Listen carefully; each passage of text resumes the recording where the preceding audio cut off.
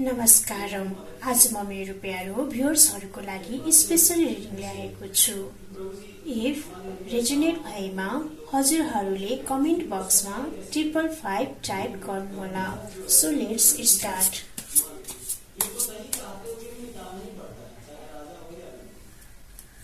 मेरो भ्युअर्सहरुको इस्यु के छ?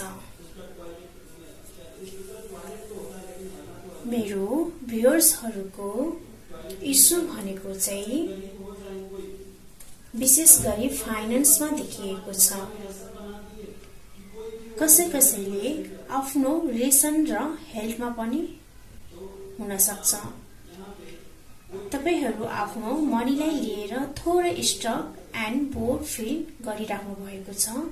जति पहिलाको आम्दानी छ त्यो भन्दा अहिलेको आम्दानीले सन्तुष्ट फिल गर्नुभएको छैन।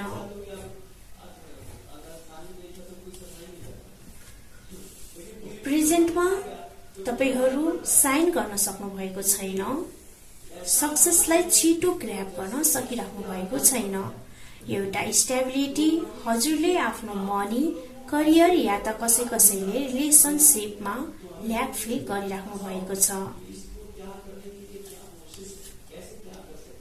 पास्टमा हेरौँ है त। पास्टमा हजुरको चाहिँ लाइफ धेरै फुल अफ लग्जरीले भरिएको थियो। सम्बन्धमा लभिङ केयरिङ थियो भने मनी रिगार्ड हजुर चाहिँ सम्पन्न हुनुहुन्थ्यो। हजुर आफ्नो एभिडेन्सलाई राम्रो बनाउनको लागि आफ्नो सम्पत्ति धेरै लगाउनु भयो। आफ्नो लग्जरियस लाइफमा मेन्टेन गर्नको लागि, आफ्नो मोज मस्तीको लागि हजुर लाग्नु भयो, जसको कारण आज हजुरले यो अवस्था फेस गरिराख्नु भएको छ।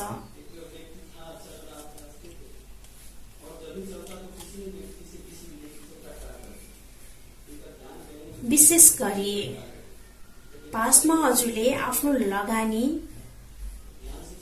कसैले आफ्नो सम्बन्धमा पनि लगाउनु भएको, खर्चिलो गर्नु भएको यहाँ देखिन्छ।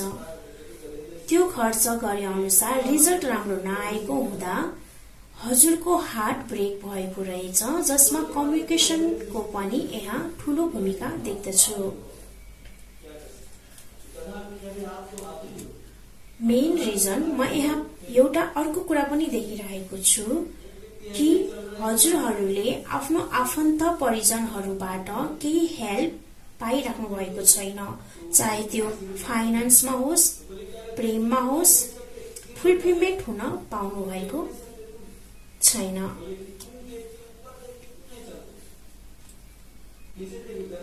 हजुरहरूले आफ्नो बारेमा के सोच्नुहुन्छ है त? हजुरहरूले आफ्नो बारेमा यो सोचिराख्नु भएको छ कि हजुरको इन्ट्युसन पावर चाहिँ एकदमै सही छ। मलाई डिभाइनको धेरै ब्लेसिङ छ। म अघि बढिरहेको छु। म आफूलाई कन्ट्रोल गर्न सक्छु। म सक्सेस हासिल गर्छु र एक्सनको लागि पनि तयार देख्दैछु भने अरूहरूले हजुरको विषयमा के सोचिरहेको छ? ओहो, यो त एकदमै उल्टो छ। अरूहरूले हजुरको बारेमा ठ्याक्कै उल्टो सोचिराख्नु भएको छ कि मान्छेहरूले हजुर चाहिँ भ्रममा बाँचिराख्नु भएको छ, दुखी हुनुहुन्छ भनेर सोचिरहेको छ र यसले कसैलाई पनि विश्वास गर्दैन है भनेर सोचिरहेको छ। भने भगवानले हजुरलाई के गाइडेन्स दिनुहुन्छ? भगवानले हजुरलाई के गाइडेन्स दिइराख्नु भएको छ भने मेरो भ्युअर्सहरूलाई के गाइडेन्स दिनुभएको छ भने यहाँ चाहिँ भगवानको गाइडेन्स हजुरहरूको लागि कम्युनिकेसन चाहिँ ठिक राख, डिसएग्रिमेन्ट्स नहो र आफ्नो बिहेभियरलाई राम्रो बनाउनु भन्नुभएको छ। के तपाई यो इस्युबाट समाप्त हुन्छ त? साँच्चै नै यो इस्यु हजुरको खत्तम हुन्छ त? अफकोर्स यो इस्यु हजुरको छिट्टै खत्तम हुन्छ र डिभाइनबाट हजुरले धेरै ब्लेसिङहरू पनि पाउनु भएको छ र यो इस्युबाट निस्कँदै पनि हुनुहुन्छ। र साँच्चै नै हैन, तपाईको सबै कुराहरूबाट चाहिँ अन्तिममा के हुन्छ त है त? तपाईलाई के को ब्लेसिङ मिलिरहेको छ, के भइरहेको छ हेरौँ है त। ओहो, हजुर धेरै लक्की हुनुहुन्छ।